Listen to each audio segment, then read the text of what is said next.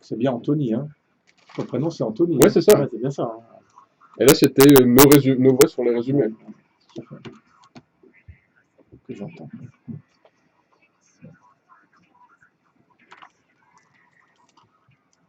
Il est 21h au Stade de Ménil partout en France. Bonsoir et bienvenue dans l'émission Planète Racing sur RBS, la première émission 100% Racing Club de Strasbourg. Nous sommes en direct pour la 7e saison de Planète Racing, 201e émission, 251e invité ce soir en direct de la Place Keller. On est très heureux de vous retrouver. Ben voilà, comme en septembre, on prend un peu de vacances quand même, juillet-août, hein, on a le droit de se reposer un petit peu. Souffler, hein. Ouais, il y a beaucoup d'émotions, beaucoup de montées, beaucoup de victoires, donc il faut un petit peu qu'on respire. On laisse un petit peu passer début de saison, comme ça on a le temps de se poser et reprendre nos esprits pour être fin prêt pour la rentrée d'RBS début septembre, comme à chaque fois. Voilà tout simplement, on est en direct, hein, comme tous les mardis maintenant, on vous retrouvera, on aura le plaisir de vous retrouver pour parler de l'actualité du Racing Club de Strasbourg. On avait décidé de frapper fort d'entrée, on va pas se le cacher avec Anthony, hein, on voulait vraiment avoir un invité de marque. C'est le cas de le dire. Merci, j'avais bien préparé mon jeu de mots. Voilà, un invité de marque pour cette première, et je pense que il n'y a pas mieux invité pour parler du Racing Club de Strasbourg maintenant par rapport à son début de saison, la Ligue 2, tout ce qui s'est passé pendant l'intersaison, le mercato, etc., que d'avoir le président tout simplement du Racing Club de Strasbourg, Marc Keller. Bonsoir. Bonsoir. Merci d'avoir accepté notre invitation. On imagine bien que ça s'est un petit peu C'est une calmé promesse, maintenant. hein, l'année dernière. J'aurais dû venir on une ou deux fois. note tout de suite sur les calendriers, comme ça on sait que. Voilà, en tout cas, merci d'avoir accepté notre invitation. On imagine bien que le début de saison est très prenant pour tout le monde au club au niveau du Racing, surtout quand on monte comme ça d'une division. On va y revenir bien sûr à cette montée du Racing en Ligue 2. On va bien sûr parler de son début de championnat qui était plutôt prometteur, de ce mercato qui plaît énormément aux supporters, de cet entraîneur aussi qui vient d'arriver et qui est en train de faire pas mal de supporters aussi. J'ai l'impression que le courant passe bien avec les supporters et ça c'est plutôt une bonne chose. Après quand tout va bien, c'est toujours pareil, le monde est beau et on espère que ça continue longtemps comme ça. On va faire un petit peu le tour de l'actualité en tout cas avec Marc Keller. Margrethe également présente, ça va bien? Bonsoir, oui, ça va très bien, merci. Allez, c'est parti alors pour une heure d'émission. On va tout de suite commencer parler un petit peu de cette montée. On s'était quitté voilà, dans une superbe fête face à Dunkerque la saison passée. Vous étiez donné l'objectif de monter dans les 5 ans, objectif plus que rempli, puisque vous êtes monté avant cette date-là. Fier du travail accompli, tout simplement, en sachant d'où vient le Racing Club de Strasbourg. Non, évidemment, hein, on était très heureux, très fiers aussi de cette montée. L'année précédente, vous savez qu'on a raté à un cheveu près, hein, le dernier match contre Colomiers, c'est ça, hein, où on avait d'ailleurs eu un peu cette rumeur à 10 minutes de la fin, où on avait cru que... Là, je vais commencer à se remplir. Exactement, et malheureusement c'était une mauvaise ouais. rumeur, donc on avait été très déçus évidemment à la fin du match, et moi j'avais dit tout de suite que il ne fallait pas baisser la tête et qu'on essaierait de tout faire pour que la montée devienne naturelle ou inéluctable. Et ce qu'on avait fait avec Jackie à l'époque, c'est évidemment garder les meilleurs joueurs, notamment Seka, évidemment, et surtout repartir avec un recrutement encore un petit peu plus précis sur les points qu'il fallait améliorer pour essayer de forcer cette montée que toute une région attendait. Et je crois que sur l'ensemble de la saison, la montée a été difficile, mais totalement méritée pour le Racing. Alors, en 2015, à la fin de la saison, vous avez annoncé que bon, on avait 20 victoires. L'année suivante, il fallait 21 victoires pour monter.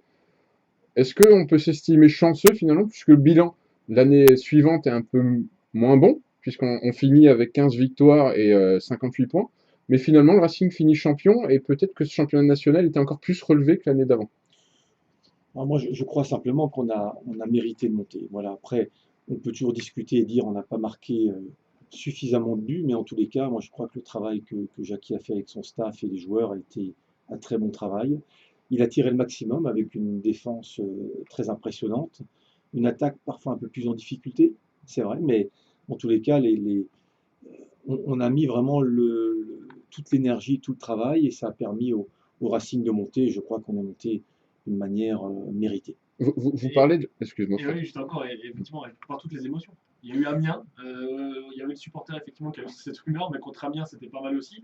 Puis il y a ce incroyable. Voilà, Avec c'est le Mais Racing. c'est le Racing. Exactement. Voilà. On est d'accord. Je ne sais pas si ailleurs ça existe, ce genre d'émotion, parce que.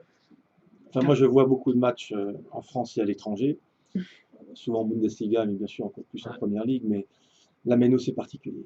Voilà, un stade différent, c'est un stade avec une histoire, c'est un stade où c'est avec une ambiance différente. On en reparlera peut-être Tout à avec fait, ouais, du ce stade, qui ouais. se passe cette année, mais il y a une ambiance électrique. Voilà, et ce qui s'est passé contre Amiens, je dirais comme Colomiers, voire les derbies contre Colmar, même si on n'était qu'en national, ce sont des matchs qui vont rester, je crois, dans la tête de tous les supporters, et notamment des jeunes supporters, qui, je crois, ont maintenant de vrais souvenirs de nouveau avec le Racing et la Méno.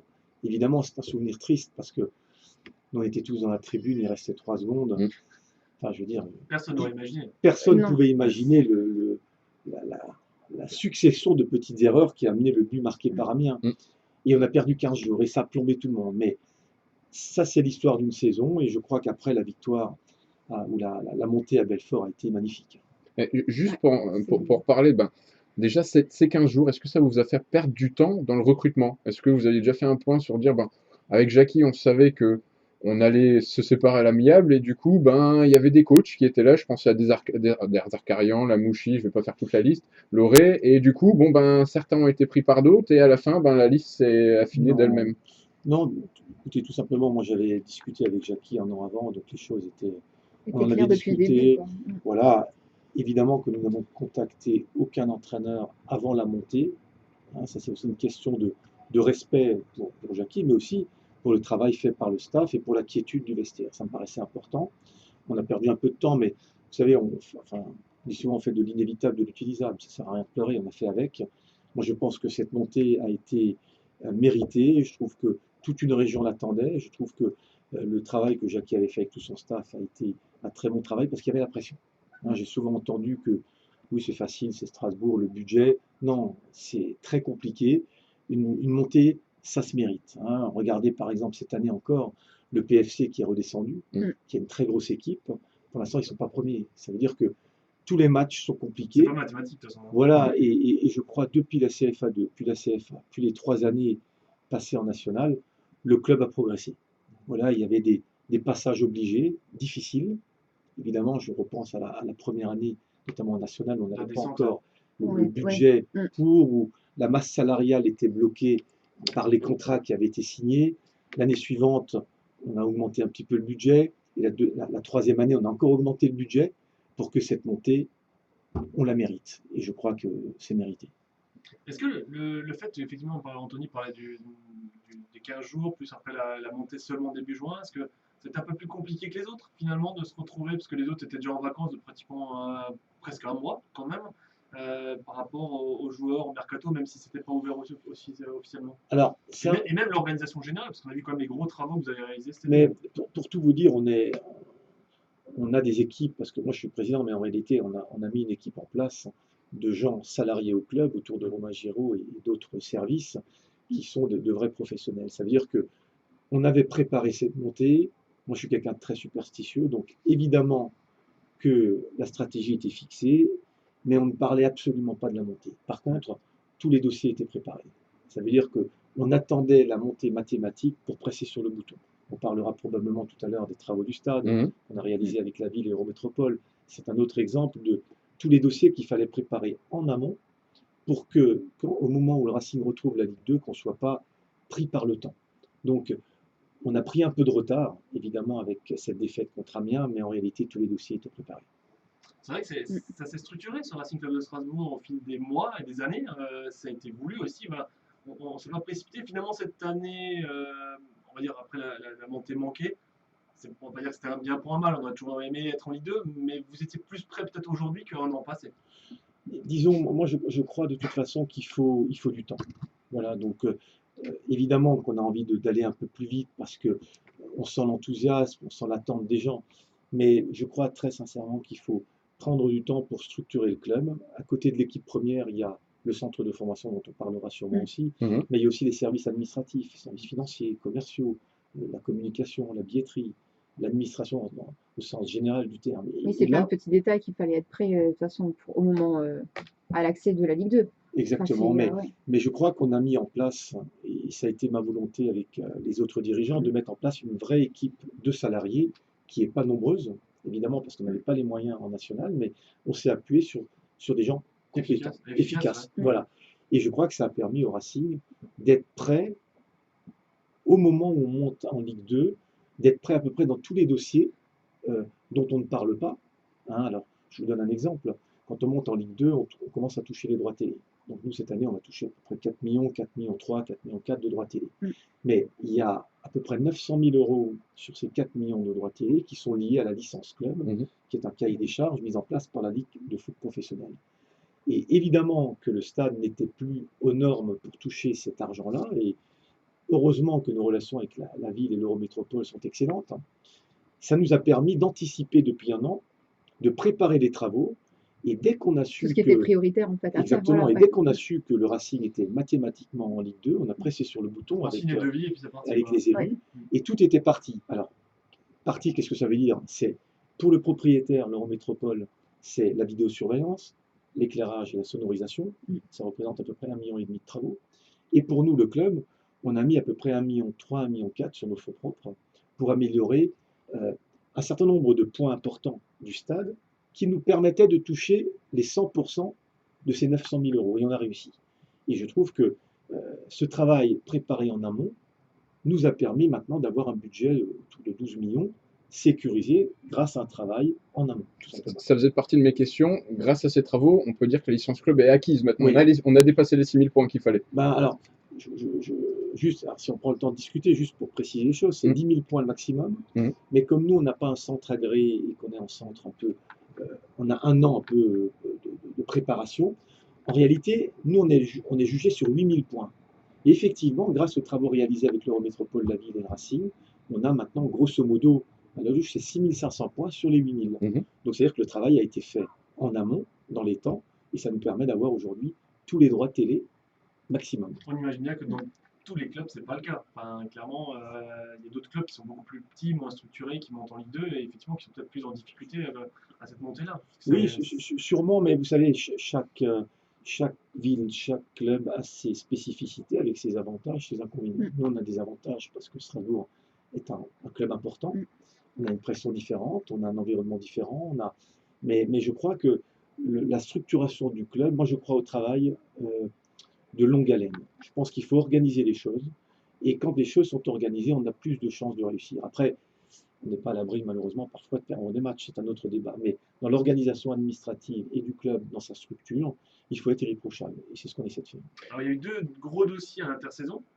Forcément, celui de l'entraîneur. Peut-être un petit mot sur Jackie Duguay-Pérot, quand même, qu'on salue au passage. Hein. On a eu une dernière émission la saison passée qui était au bord des larmes.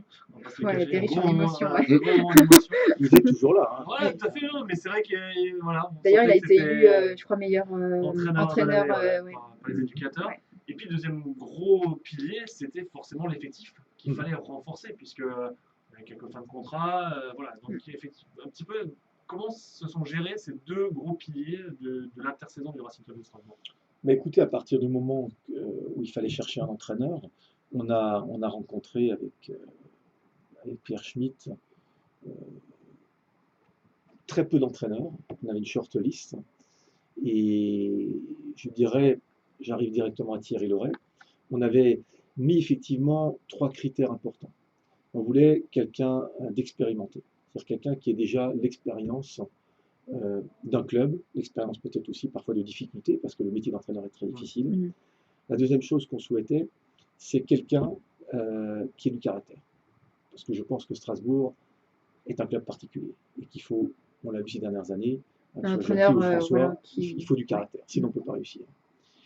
Et je dirais le troisième critère pour nous, c'était une très bonne connaissance du marché français. Parce qu'on a mis une organisation en place sur le recrutement, mais qui n'est plus un recrutement étranger comme on faisait, parce qu'on n'avait pas les moyens. Donc il fallait bien connaître Ligue 1, Ligue 2 nationale. Et ces 3 critères, Thierry les remplissait. Après, il y a un 4e critère qui a été décisif dans le choix de Thierry Loret, et on l'a ressenti tout de suite avec Pierre Schmitt, c'était son enthousiasme.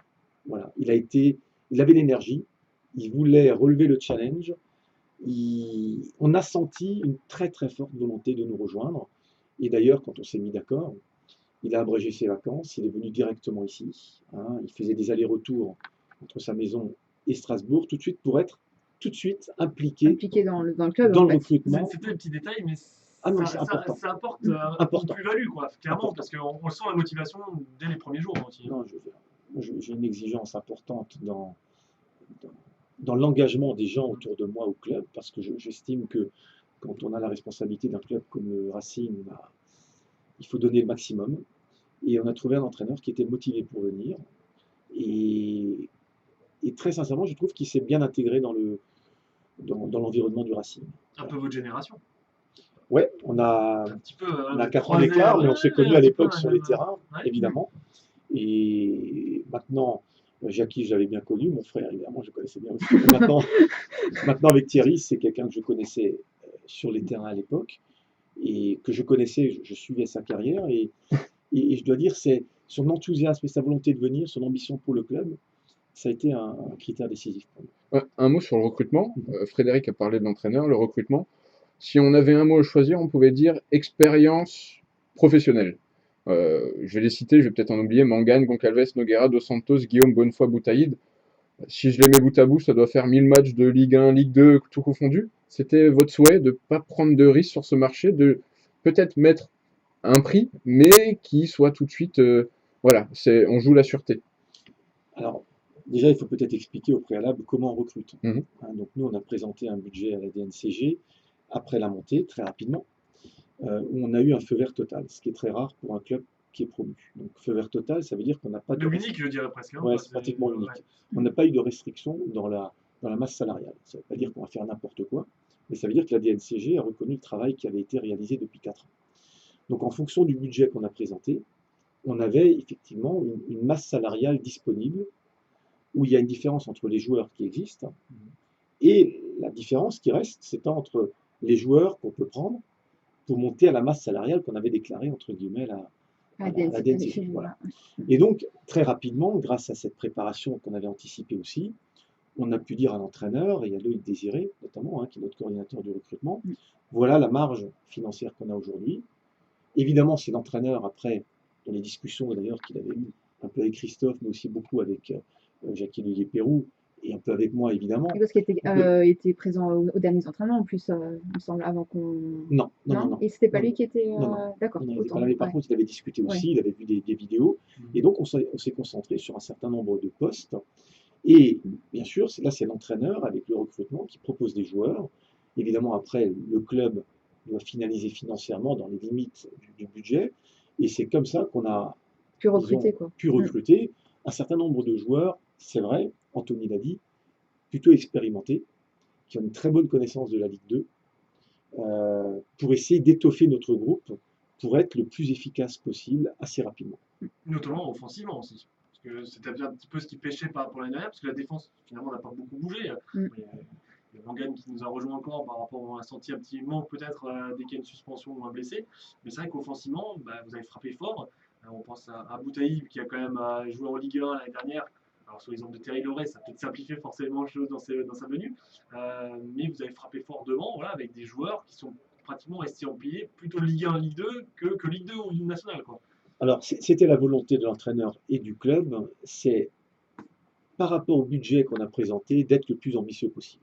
Voilà, maintenant dans le respect du budget, parce que je crois, en tous les cas, c'est notre méthode au Racing, c'est de travailler dans la sérénité financière. C'est-à-dire qu'on essaie d'être très ambitieux, on essaie de travailler beaucoup pour développer nos recettes. Je pense que ça fait partie sûrement des questions que vous me poserez, et en fonction de ça, on essaie d'avoir la masse salariale disponible pour essayer de recruter des joueurs, je dirais, avec beaucoup d'expérience. La qualité, en fait, aussi. Qualité, mais surtout aussi, et ça c'est un critère très important chez Thierry Loret, c'était la mentalité. Oui, c'est ça, ouais. On veut vraiment des joueurs qui ont une bonne mentalité, qui mouillent le maillot. C'est facile à dire, tout ça, tout le monde le dit. Mais en réalité, qui a la combativité, en fait. La combativité, l'agressivité. Voilà. On voulait vraiment créer un esprit, un vestiaire, parce qu'on savait que le passage en Ligue 2 est un passage pas facile. On parlait de modèle Racing. Est-ce que vous pensez que dans l'avenir, ce modèle-là, je sais pas, on en fera un livre et puis cette recette-là, on pourra la copier ailleurs, ou Strasbourg est vraiment unique et différent par rapport aux autres? Écoutez, moi j'ai beaucoup d'amis dans d'autres clubs, que ce soit en France ou à l'étranger, mais on essaie, par amitié, par expérience, de rencontrer beaucoup de gens.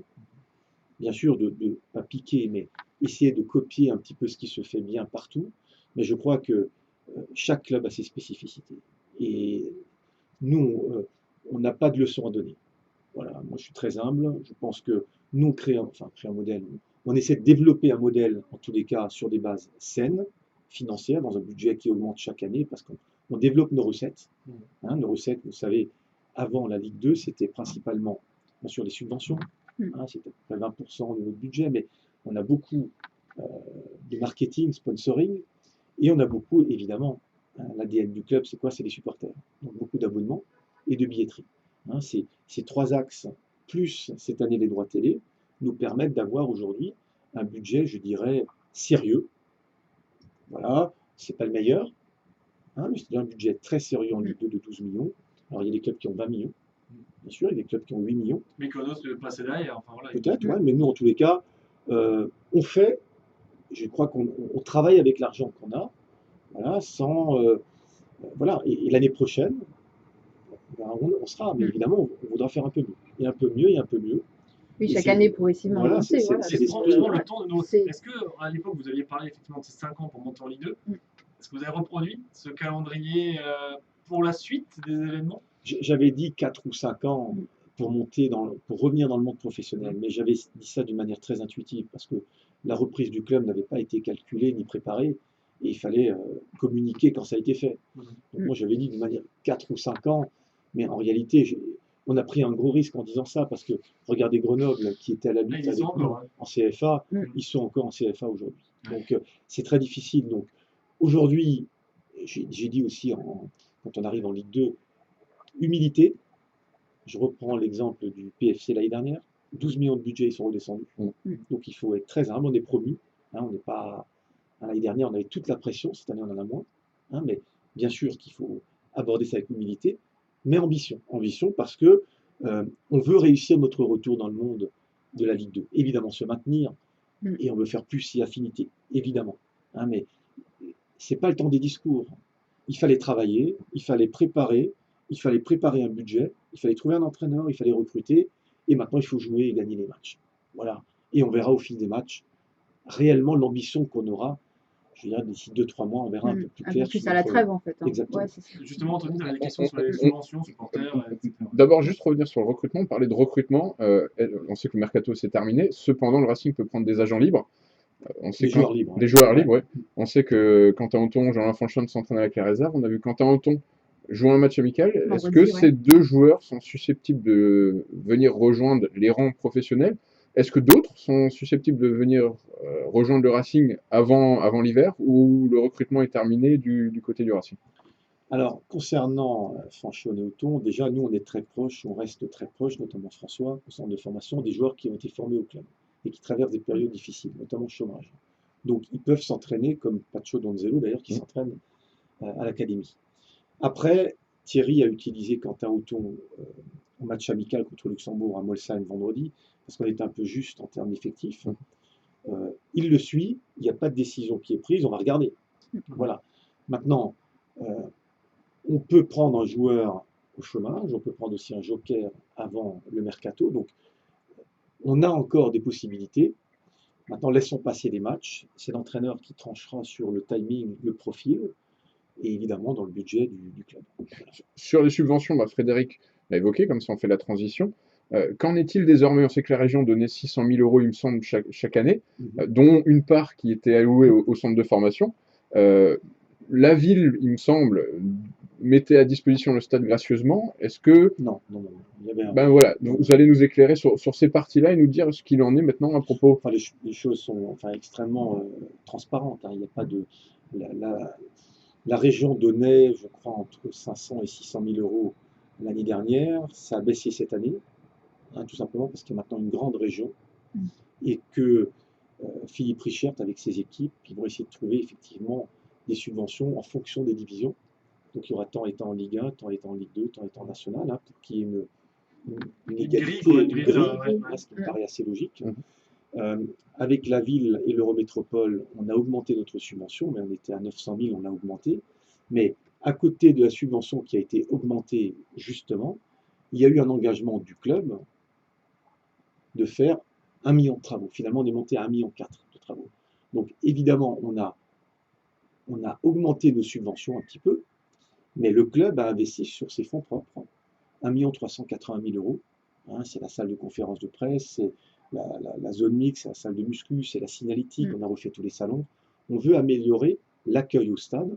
Donc on a aussi, nous, payé, hein, participé avec la ville et l'Eurométropole. Donc ça fait pratiquement 2,8 millions d'investissement dans le stade entre l'Eurométropole, la ville et le Racing. Donc je pense que pour tous ceux qui viennent à la Méno, c'est pas un stade rénové, hein, évidemment, mais on sent quand même qu'il y a eu une évolution. Voilà, et c'est la direction qu'il faut prendre. Vous me faites la transition, parler de rénovation de stade. Vous avez évoqué au micro de France Bleu Alsace la semaine passée une possibilité de rénovation au fur et à mesure que le Racing allait avancer dans la division. Il manque plus qu'un étage. Où ça en est de ces discussions-là? Est-ce que ça sera le stade de la Méno propre qui sera rénové? Est-ce qu'on réfléchit à plusieurs solutions? Le stade de la Méno, un nouveau stade, un peu un modèle allemand, je pense qu'Karlsruhe coûtait entre 60 et 100 millions d'euros.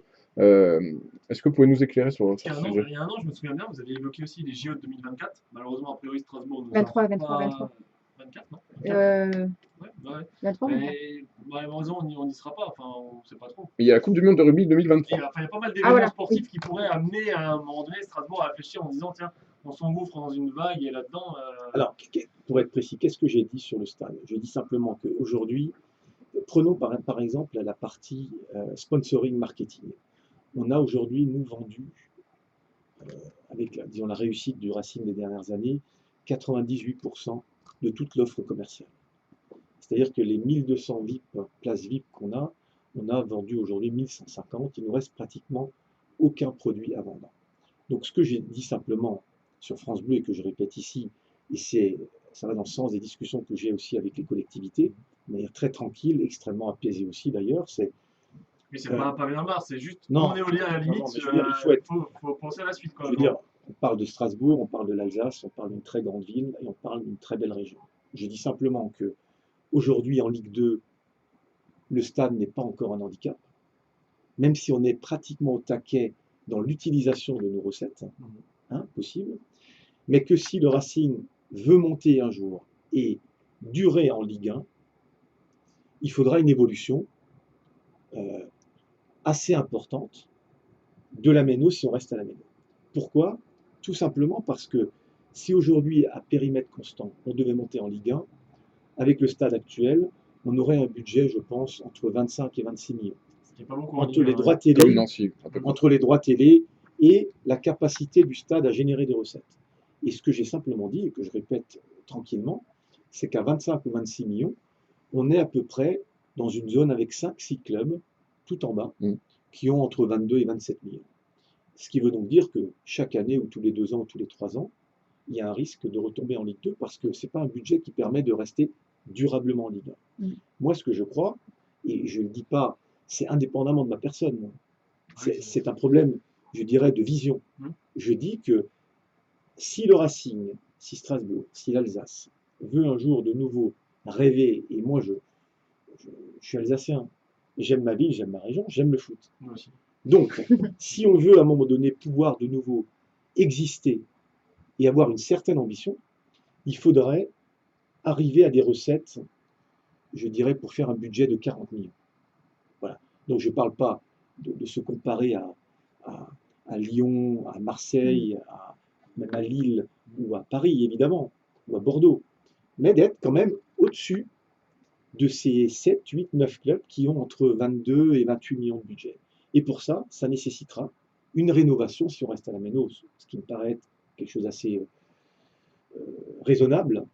Hein, et je pense historiquement, pour nous, c'est quelque chose d'important. Je pense que c'est une voie qu'il faut explorer et qui sera un passage obligé si on veut exister un jour en Ligue 1. Dans l'histoire nouvelle du Racing, c'est une étape supérieure. C'est une étape indispensable. Voilà. Juste pour rebondir là-dessus, puis après on passera sur Ouais. d'autres sujets. On sait que la Méno ne correspond pas tout à fait au cahier des charges de l'UEFA. Il me semble qu'elle n'est pas orientée dans le bon sens. On est orienté nord alors que l'UEFA demande d'orienter sud. Ça serait gênant, dans le cadre d'une rénovation, de se dire on sait qu'on n'est déjà pas dans le cahier des charges UEFA et on met quand même peut-être 40-50 millions dans cette rénovation de stade. Alors, moi, ce que je crois, tout simplement, c'est qu'il y a moyen de tirer beaucoup d'enseignements, notamment du championnat d'Europe et de ce qui a été fait en France, notamment en termes de montage juridique, hein, les partenariats publics-privés, les PPP, qu'on a vus, la capacité des stades, l'environnement, l'expérience client. Il y a aujourd'hui, très sincèrement, beaucoup de recul et de réflexion à avoir. Et je crois que Strasbourg, finalement, on n'a pas eu la Coupe du Monde 98, on n'a pas eu l'Euro 2016. Moi, ce que je dis simplement aux collectivités, transformons finalement ce qu'on n'a pas fait en un avantage pour utiliser l'expérience des dernières années. En fait, bénéficier du retour d'expérience, Exactement. de tout le positif, Exactement. et pas évacuer justement ce qui Voilà. a moins bien marché ailleurs. quoi. Et moi, je crois qu'il faut être très pragmatique et très réaliste. Moi, je ne parle pas de... Je n'ai pas de somme à vous annoncer, mais il ne s'agit pas de parler de sommes pharaoniques pour faire reculer tout le monde. Moi, je crois qu'il faut du... Les Alsaciens, on a du bon sens. Voilà, on est intelligent, on réfléchit, on essaie de trouver des solutions qui permettent de nouveau de dire, OK, pour 20 ou 30 ans, voilà, le Racing, hein, le football en Alsace peut de nouveau exister. Et je crois que ça, c'est une ambition que j'ai, mais qui est partagée par et le public Par tout le monde. et les élus. Maintenant, après, il faut trouver des solutions. Alors, justement, Pour finir les- juste sur le ouais, dossier stade, après on passera sur autre chose. Le naming, c'est quelque chose auquel vous pensez pour augmenter les recettes ou vous n'allez pas, entre guillemets, toucher l'entité non stade de la Méno? Moi, je dirais le naming peut être un des éléments qui permettent d'augmenter les recettes, mais je crois que ça pour moi, aujourd'hui, c'est un détail. Hein. Le problème, c'est pas ça. Le problème, c'est quelle est la vision qu'on a, où est-ce qu'on veut aller, comment on fait. Comment on voit la Méno dans 30 ans Voilà, tout simplement, et après, comment on se met à table pour essayer de trouver les financements, hein, en sachant on est dans une compétition qui est farouche aujourd'hui en Ligue 1. Voilà, et je pense que la place du Racing, c'est d'être un jour, d'une manière durable, en Ligue 1, parce que la ville et la région le méritent. On va peut-être enchaîner. Mm. On parle Méno, on Ouais. va parler forcément de ses supporters. Mm. Plus de 7500 abonnés encore, hein, un nouveau record dans cette nouvelle Et histoire. surtout de la Racing. tribune ouest. Bah, on va Mais en parler, justement, on va en parler, ouais. pourquoi avoir fait du coup le changement, Alors, le quart de virage Nous, on l'avait un petit peu en tête, mais très sincèrement, c'est une idée qui est revenue des supporters. Hein, c'est très clair. Nous, c'est pas quelque chose qu'on aurait forcément Imposé envisagé tout de pratiquement, suite. ouais. Non, Ouais. mais les supporters sont venus nous voir, d'abord Romain Giraud, et après, il y a eu des échanges. Alors, c'était une réflexion difficile, parce qu'il y a des conséquences quand même. Il y a des habitués en Il y a les Des voilà, habitués, c'est ça. il y a des conséquences aussi de sectorisation. Mhm. Il y a aussi des conséquences financières. Évidemment, quand on est dans le quart de virage, on prend moins de place que quand on est dans la tribune ouest. Et c'est pas forcément les mêmes tarifs non plus. On est d'accord? Ouais. Bon, donc, on s'est dit, qu'est-ce qu'on fait? Et je crois qu'on a trouvé avec les supporters vraiment une réflexion plus globale. On a profité de cette migration pour réfléchir et resectoriser l'ensemble des tribunes de la Méno. Voilà. Et je crois qu'on est passé, je crois, à 20 ou 22 catégories de prix maintenant. On a mis la tribune famille, tribune Est. Romain Giraud avec les équipes, ils ont vraiment bien travaillé avec les supporters pour essayer de satisfaire tous les publics. Maintenant, pour en revenir à ce que vous dites, la tribune Ouest, moi j'ai des copains bien sûr partout dans le foot et tout le monde me parle de cette tribune. C'est une réussite inimaginable pour moi. Je pensais que ça allait devenir dans la durée. Problématique en fait. Je pensais que ça allait devenir dans la durée une réussite, Oui. mais pas aussi rapidement. Et je crois que même les supporters ne s'attendaient pas à ça. Parce que on peut dire que la tribune ouest est pleine. C'est la nouveauté, alors ça attire. Ah oui. Bon, après, Et ça met une aussi. ambiance encore qui est décuplée dans la Méno. Justement, en commençant, vous avez parlé de ces jeunes supporters. On a fait un article notamment la semaine dernière qui a connu un vif succès. Là, on salue Camille et Loïc en passant. Cette nouvelle génération qui vient à la Méno, on a fait un article là-dessus, sur ces gens qui n'ont même pas connu la liquidation, qui ont maintenant 18-19 ans, qui vivent avec ce Racing qu'ils ont connu en CFA pratiquement. Et finalement, le club surfe sur cet élan-là. C'est-à-dire qu'ils apportent une fraîcheur, une jeunesse. On leur parle de près de la Coupe du Monde 2000, la Coupe de la Ligue pardon, 2005. Ils connaissent presque pas, voilà. Mais ils connaissent le Racing qui gagne, qui monte, etc. Et c'est ce vent nouveau qui s'insuffle en fait dans les travaux de la Méno. Moi, je trouve que les matchs un petit peu qui m'ont resté un peu dans la mémoire des dernières années, évidemment, il y a les matchs à Épinal. Ça, c'est un match incroyable. Mais pour moi, les derbies à domicile, Colmar, les deux dernières années contre Mulhouse, Colmar, et aussi, ont amené notamment pour le jeune public dont vous parliez, l'expérience Racing d'un stade électrique avec des émotions. Et ça, c'est très important. Dans le jingle, vous dites qu'on avait nos chavires, c'est ça. C'est Ah non, mais c'est incroyable. Ouais. Et moi, je dis souvent, c'est électrique. Ouais.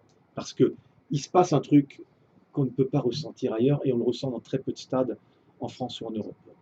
Et c'est vrai que la dynamique du Racing aujourd'hui fait qu'il y a beaucoup de filles, il y a beaucoup de jeunes, Ouais. et je crois que, à l'image un petit peu de cette tribune ouest, hein, qui a été, pour les supporters, je trouve que c'est une réussite incroyable, mais ça donne une nouvelle dynamique, voilà, qui est faite de jeunesse, de chant, de convivialité. Hein, c'est ce qu'on essaie d'amener aussi sur les parvis du stade.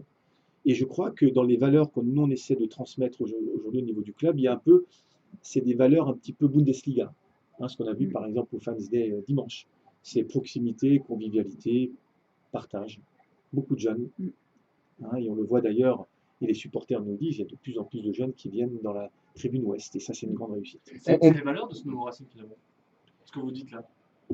Enfin, on le sent, humilité, convivialité, voilà, on essaie, enfin, c'est vraiment le sentiment qu'on a quand on Moi, est je suis au très stade heureux aussi, si c'est ce qu'on ressent, mais je crois que c'est, mais ça va du concierge au centre de formation, par les bureaux, par l'entraîneur, par les joueurs, par les dirigeants.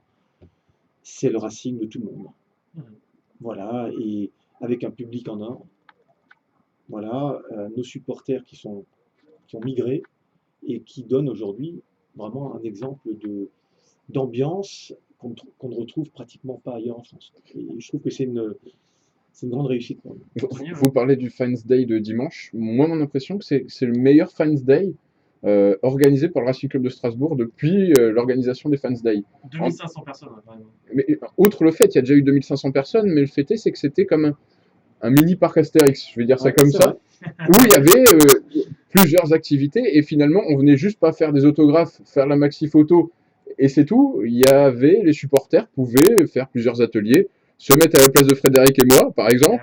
J'avoue, c'est pas facile. Hein. ouais. Je l'ai fait parce que notre cher ami Stras TV m'a demandé de faire. C'est pas facile du tout. Pas Hein. commentateur comme ça, il y a des Non, années non, non, d'expérience, non. Je peux pas.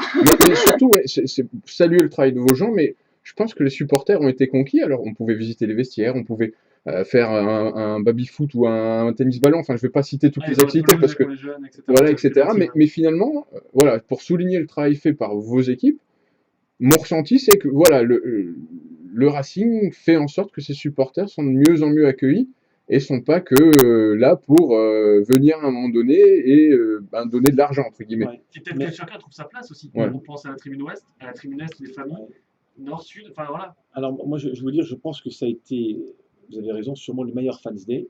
Mais je disais à nos équipes lundi matin, je pense qu'on peut faire beaucoup mieux.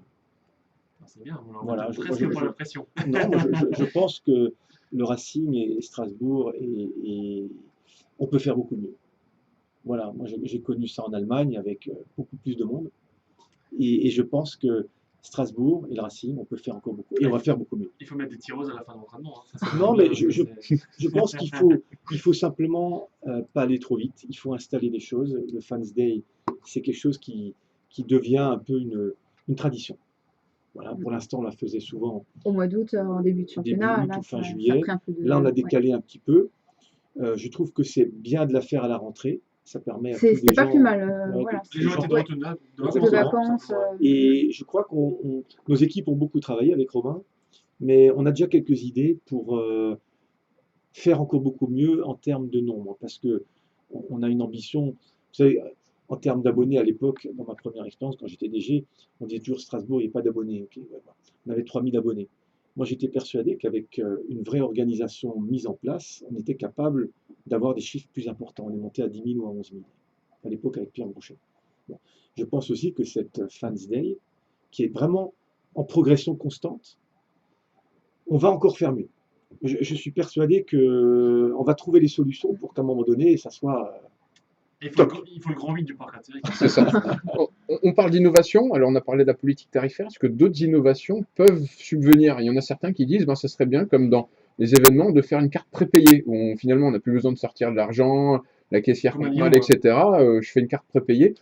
Vous avez mis le système 3D sur la billetterie qui fonctionne très bien et qui est parfait. Est-ce que d'autres innovations sont à venir, ou vous avez des pistes d'innovation que vous pouvez déjà évoquer avec nous? Écoutez, on a On a beaucoup essayé d'innover ces dernières années, Mhm. mais la discussion que j'ai eue d'ailleurs avec Romain Giraud et Clément Calvez, notre responsable commercial hier, moi je souhaite aussi maintenant que, comme on est notamment en termes de marketing au taquet, disons, des ventes possibles, je pense que moi ce que je souhaite, c'est que jusqu'en fin de saison, c'est pas qu'on calme, mais disons qu'on fidélise, Mhm. qu'on aille vraiment en précision pour satisfaire tout notre public. Il faut vraiment, on a fait une grande évolution aussi sur les parkings. Il faut expliquer les choses aux gens. On a beaucoup d'abonnés, euh, on a des nouveaux services, et je pense que maintenant, on a quelques mois où il faut un petit peu faire de la qualité. Voilà. Mm. Bien sûr, je ne parle pas du sportif, hein. Il faut gagner des matchs, mais dans ce qui est non sportif et dans l'accueil au stade, on va vraiment travailler sur l'accueil sur ce parvis qui devient vraiment pour nous un peu l'ambiance du Racing, c'est là. Les tartes flambées, les sandwichs, Ça fait un un peu peu de repas musique. convivial, Voilà, la familial en fait, hein, convivialité, voilà. on vient avant, la On vient tôt. boutique, On vient tôt, Voilà, oui. ouais. la boutique qui cartonne, qui est trop petite aujourd'hui. Voilà. Le Mm. Racing, c'est ça. On affine Et en ça- fait finalement un petit peu ce qui a été mis en place. On le Voilà. peaufine même. On le pratiquement. peaufine, on essaie de répondre aussi aux gens qui se posent parfois des questions sur ce changement, Justement, parfois d'habitude, ouais. parce qu'il y a des changements d'habitude. Ah oui. Et donc, il faut expliquer les choses parce que on veut satisfaire notre public. Justement, ne le prenez pas mal, hein. C'est vraiment Mhm. par rapport à la boutique, par rapport au pourcentage, parce que justement, ça concerne que les premiums et les conforts et plus les abonnements Oui. entre guillemets simples.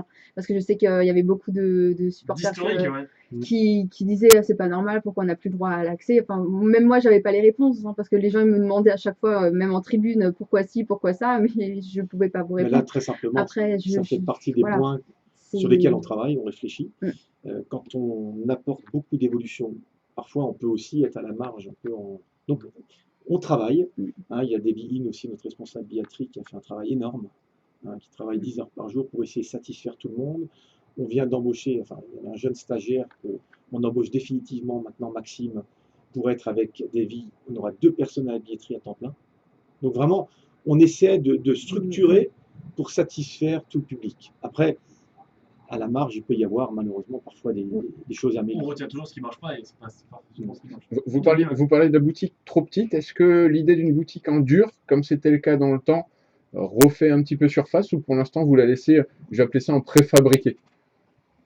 Écoutez, on a des réflexions pour améliorer un petit peu la taille de la boutique. Je ne vais pas en parler là parce que c'est que des réflexions sur lesquelles on travaille. Mais pour nous, la boutique, c'est très important aussi pour identifier les supporters du Racing. Voilà. Hein, c'est très clair, les maillots, les écharpes, les casquettes, ça fait partie de l'expérience d'un supporter quand il arrive au stade. Moi, je suis très sensible à ça parce que ce soit en Bundesliga ou en Première Ligue, ça fait partie de la culture. Comme la culture des buvettes. On a beaucoup travaillé sur les buvettes. Il y a encore des améliorations qu'on va amener avec notre prestataire, mais vraiment, ça rentre aussi dans cette volonté de vivre un moment différent. Voilà.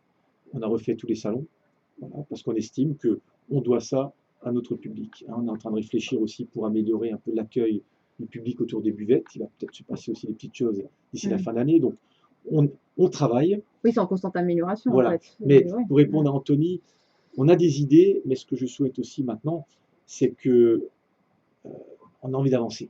Mais il ne faut pas avancer trop vite aussi. Il faut maintenant bien structurer, bien fidéliser, voir ce qu'on peut améliorer, voir un petit peu les gens qui cherchent peut-être aussi à améliorer. Voilà, on est dans ces réflexions-là en Et ce moment. peut-être place au terrain aussi, parce qu'on parle de tout l'environnement du club, etc. Place au terrain, aux sportifs tout simplement. Quel regard vous portez sur ce début de championnat du Racing Club de Strasbourg? Écoutez, je pense que c'est un bon début. Je pense que si on regarde les matchs, je pense qu'à Bourg-en-Bresse, On aurait pu espérer mieux. on aurait pu gagner.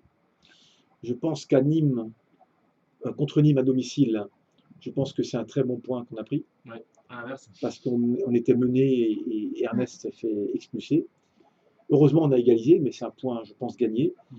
Et je crois qu'à Ajaccio, sans l'expulsion, je pense qu'on avait des possibilités pour prendre des 3 points. Même si à la fin de match, on a beaucoup souffert et Ouais, le dernier quart d'heure, on il aurait n'était pu perdre. pas. Ouais. Mais l'apprentissage se fait finalement plutôt bien pour le moment. Ouais, je pense que les joueurs qui ont été pris ont amené de l'expérience, un vécu. Idem pour l'entraîneur. Donc le vestiaire vit bien, mais on est qu'au début. Hein, il faut attendre maintenant quelques semaines, quelques matchs pour voir un petit peu comment on se place par rapport aux autres, où est notre curseur. Mais l'effectif est là. À la marge, s'il fallait, on recrutera encore quelqu'un, en fonction des blessures ou de ce qui peut arriver. Mais on est lancé dans notre saison maintenant. Mais oui, la semaine prochaine, on commence, on joue lundi, vendredi, lundi, vendredi. C'est ça, ouais. Donc ça va très vite. Donc humilité, mais ambition aussi, comme je l'ai dit avant. Pour en venir sur le projet, alors voilà, je Mhm. me permets. On a évoqué le stade, on a évoqué l'évolution, on va évoquer maintenant le centre de formation. Alors François est retourné aux commandes du centre de formation, chose qui fait très très bien. Mhm. Le centre de formation est en train de repasser ses grades d'agrément pour pouvoir garder ses joueurs formés. D'ici un an, enfin d'ici 8 mois maintenant. Ouais, tout à fait. Quelle est maintenant votre vision par rapport au centre de formation? Est-ce qu'on va se baser, on parlait de modèle avant, sur le modèle lyonnais, de se dire, ben, et la LFP a sorti ou veut sortir une règle, je l'ai noté, de 8 joueurs formés en France et 4 dans le club. Est-ce que vous allez suivre plus cette politique-là de formation ou ben, enfin, vous allez nous présenter tout simplement votre projet? Alors, très clairement, le centre de formation avec le retour en Ligue 2 devient une de nos priorités. D'ailleurs, le budget a augmenté, on peut dire, pratiquement de 60%. On a engagé beaucoup d'éducateurs. Le plus connu, il y en a d'autres, hein, c'est Martin Djetou, hein, qu'on est très connu, très content, qui passe ses diplômes, hein, qui s'occupe des U16. Mais à côté de ça, Pascal Dronley, par exemple, a pris la responsabilité du recrutement en Alsace et notamment des partenariats avec les clubs avec lesquels on travaille.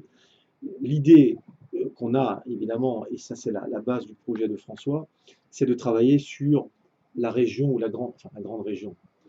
Je dirais Franche-Comté, Alsace, Vosges, Lorraine. C'est légèrement au-dessus des Voilà, Vosges. ça, tourner autour de ça. Évidemment qu'on va travailler aussi sur Paris. Hein, donc là, on est en train d'engager quelqu'un à temps plein sur Paris, mais à la marge. C'est-à-dire quelques recrutements parisiens à l'année, mais la grosse partie sera vraiment Alsace et un petit peu autour de l'Alsace. Ça, c'est très clair. Avec aussi, on a évolué un petit peu. À l'époque, on donnait des cours avec Thierry Venning au centre de formation.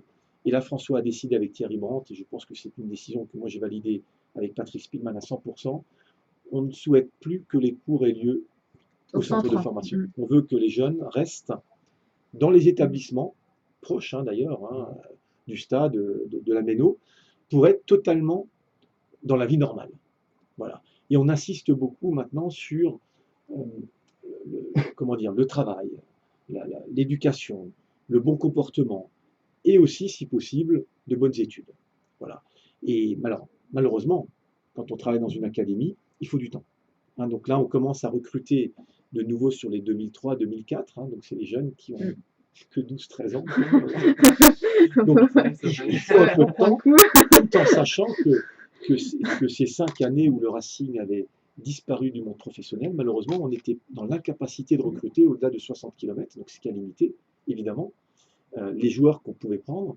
Et beaucoup de joueurs sont partis dans des clubs voisins, Nancy, Metz, Fribourg ou Sochaux, par exemple. Donc, vous parliez Alsace, légèrement au-dessus des Vosges encore. De l'autre côté du Rhin, on s'étonne toujours presque que le Racing n'attire pas dans son centre de formation des joueurs allemands, voire dans l'équipe 1, un joueur allemand peut-être un peu connu ou reconnu qui ferait peut-être que le public allemand viendrait un petit peu aussi plus à la Méno. Tout le monde en parle depuis des années, mais sur l'équipe 1, c'est plus difficile parce que les salaires en Allemagne n'ont rien à voir avec les salaires en France.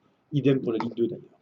Par contre, sur les jeunes, Patrick Spielmann travaille beaucoup avec Ernie Jacqui sur Kiel, sur Offenburg. Il y a eu quelques petits jeunes joueurs qui arrivent. On essaie de créer des liens, puisque l'histoire est en marche pour que vraiment on se rapproche de l'Allemagne. Et c'est notre volonté, mais c'est pas facile à installer. Il faut du temps. Il faut du temps. Difficile à traverser. Non, mais il faut du temps. On a quand même un public allemand qui commence à venir et on a 1 ou 2 sponsors allemands qui se rapprochent. C'est un peu l'araignée mais il faut du temps. Qui monte sa toile un petit peu de l'autre côté, qui s'implante. Ça va faire partie sûrement du travail que le Racing devra réaliser dans les années qui viennent, mais aujourd'hui, on a eu un boulot important pour l'instant local, régional, et après on verra sur la place. C'est bien, ça laisse plein de projets pour l'avenir. Anthony, tu voulais enchaîner juste sur finir sur le centre de formation, parler de l'équipe 2. Oui. Elle est en CFA2 actuellement. L'objectif, je pense, à moyen, voire court terme, c'est de remonter en CFA. Pas forcément. Non, là, c'est très clair. Nous, c'est de former des joueurs, notamment U17, U19, CFA2. La CFA2 est un très bon championnat pour les jeunes joueurs, qui est un peu plus accessible quand même que la CFA. Voilà, donc L'ambition, on n'a pas d'ambition mathématique, disons, de monter en CF1. Ce n'est pas une obligation pour sortir des jeunes. Par contre, François maintenant a une responsabilité sur les années qui viennent de repartir avec un travail important de base, en sachant que dans ces années un petit peu traversées difficilement, on a quand même des jeunes, on a un petit Cassier, un petit Weisbeck, un petit Schmidheiser, on a Sacco qu'on avait récupéré qui a fait un an au centre. Donc on a quand même quelques jeunes joueurs intéressants qui arrivent. Maintenant, il faut qu'ils arrivent à passer la dernière marche. On parle de Ligue 2, on a parlé du centre de formation, du stade, de l'équipe première, de l'entraîneur, des coulisses. Un point encore pour les coulisses. Il y a un tour de tapis existant depuis, on va dire, la CFA. Vous avez dû rajouter Paul Adam, qui a dû se rajouter, je pense, en national, ou qui était là depuis plus ou moins le début. J'ai pas tous les noms en tête. Est-ce que d'autres sont susceptibles de le rejoindre, ou est-ce que vous pensez à ouvrir ce capital à court, moyen, long terme? Écoutez, aujourd'hui, le club est dans une bonne situation, on est sain financièrement, on équilibre les comptes. Voilà, c'était l'ambition aussi de pouvoir s'appuyer sur un budget pérenne chaque année et qu'on augmente grâce à un travail sur nos recettes. C'est ce qu'on a fait maintenant depuis 5 ans. C'est la 5e saison que le budget est en augmentation. Donc pour l'instant, je dirais, on n'a pas de volonté immédiate d'ouvrir le capital, on n'a pas besoin. Mais comme je l'ai dit il y a quelques années, quand on avait repris le club un petit peu dans la précipitation, moi j'avais dit on ferait 4 ou 5 ans le temps de ramener le club dans le monde professionnel et après. Mais on a dit ça d'une manière aussi, comme je l'ai dit, un peu intuitive. Aujourd'hui, le club, je dirais, apaisé, le club dans les actionnaires ou les dirigeants, dans la gouvernance est aussi pacifié, on n'a aucun problème. On développe un projet club dont la locomotive est le sportif. Voilà. Si un jour on a le sentiment qu'il faut faire entrer quelqu'un ou trouver des solutions, je veux dire, pourquoi pas, mais ce n'est pas la question aujourd'hui. De toute façon, il devra parler alsacien. C'est la période des rachats actuellement des clubs. Franck McCourt est le dernier. Est-ce que certains sont venus vous draguer maintenant que le Racing est de retour en Ligue 2 et que ses voyants sont tous au vert? Et que ses voyants sont tous au vert? Est-ce que certains sont venus dire ça m'intéresse, je suis chinois, je suis lituanien, je suis azerbaïdjanais. Ils ont plein de copains à ce moment-là. Je viens d'Azerbaïdjan et je serais intéressé pour mettre 100 millions. Est-ce que. Qu'est-ce que je peux vous répondre? Nous, aujourd'hui, on n'est pas dans le virtuel. Nous, aujourd'hui, on travaille. Voilà. Et je peux vous dire que pour réussir le retour en Ligue 2, il a fallu que nos équipes travaillent énormément. Et je remercie, je le redis, les gens de la ville et de l'Eurométropole pour être prêts au moment important que toute une région et toute une ville et des milliers de supporters attendaient. Voilà. Ça, c'est la réalité. La réalité, il faut passer à la DNCG. Il faut être très pragmatique et très réaliste. On n'est pas dans les visions. C'est quel est votre budget?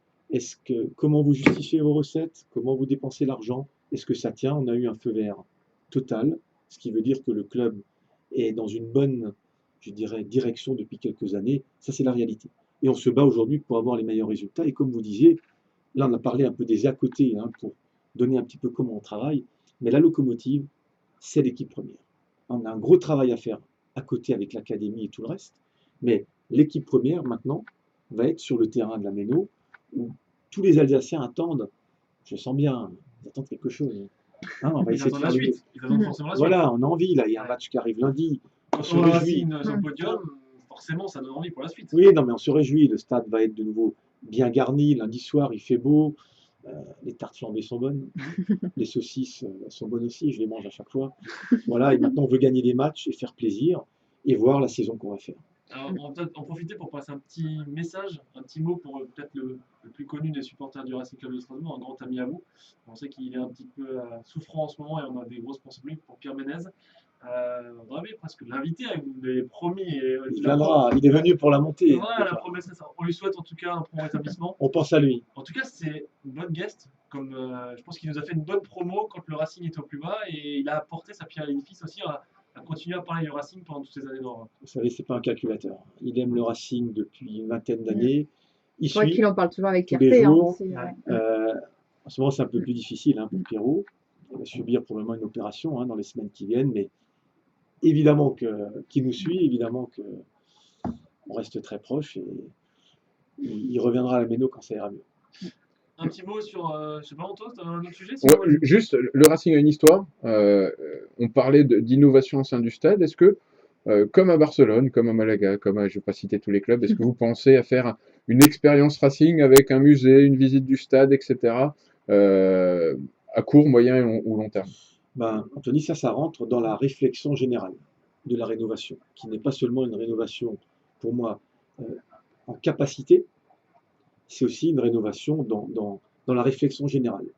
Là, on parle de stade connecté, le problème des parkings, l'accessibilité, la qualité de l'accueil, la qualité de la restauration. Il y a vraiment un ensemble de critères sur lesquels il faut travailler, et ça, c'est un critère qui sera important aussi. Mais encore une fois, quand on parlait du stade, il n'y a rien c'est pas personnel. Ce que je dis simplement, c'est que on veut être ambitieux pour Strasbourg, pour notre région, pour le football alsacien, et que la problématique du stade arrive. C'est indiscutable. Arrive. Maintenant, il faut prendre les bonnes options pour que notre club puisse, dans les 20 ans, avoir un avenir possible, le plus radieux possible, mais en tous les cas, il faudra monter un budget de 40 millions à un budget constant aujourd'hui si le Racing veut avoir une chance d'exister en Ligue 1. Deux dernières questions. Est-ce qu'on peut encore s'abonner? Parce qu'il y a des étudiants qui arrivent qui nous ont posé la question. Je crois que ça s'est terminé, mais Davy In est capable de vous trouver une toutes carte les à solutions. Ne vous inquiétez pas.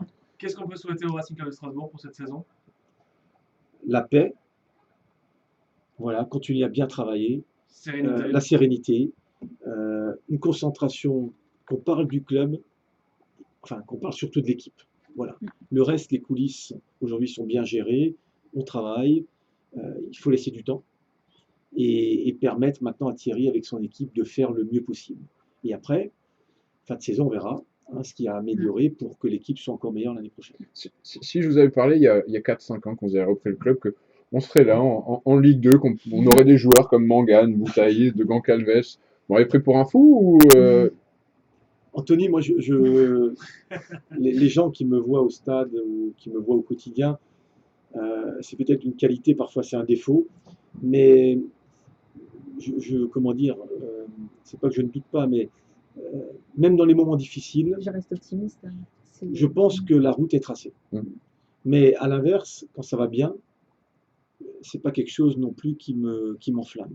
Je pense que c'est un long combat, c'est un long travail. Avoir la responsabilité d'un club comme je l'ai, avec tous les gens qui sont autour de moi, c'est une responsabilité morale qu'on a vis-à-vis de tout le public alsacien qui est énorme. Mais que l'objectif, on le voit, on sait où il faut aller. Maintenant, il faut travailler pour y aller. Il faut pas à pas construire, progresser, trouver des solutions. On peut faire des erreurs, il ne faut pas les reproduire, et essayer chaque fois d'améliorer. C'est ce qu'on a essayé de faire depuis 5 ans, et j'espère qu'on va continuer. Merci Marc Keller, merci aussi avec un grand M au nom de tous les supporters, parce qu'on Il y a a beaucoup, partagé vraiment le Beaucoup de remerciement remerciements. voilà, de tous les supporters qui souhaitaient qu'on C'est un nous grand passe plaisir, et voilà. rendez-vous à la Méno. Et ben, en tout cas, grand merci, et puis puis- on vous souhaite une très bonne soirée. et on espère vous avoir l'année prochaine. Promis, je devais venir l'année dernière, avec un peu de retard, mais je reviendrai. Et j'espère avec Pierrot. Voilà. Merci en tout cas, on vous souhaite une très bonne soirée, et puis à mardi prochain. Ciao, ciao, bonne soirée.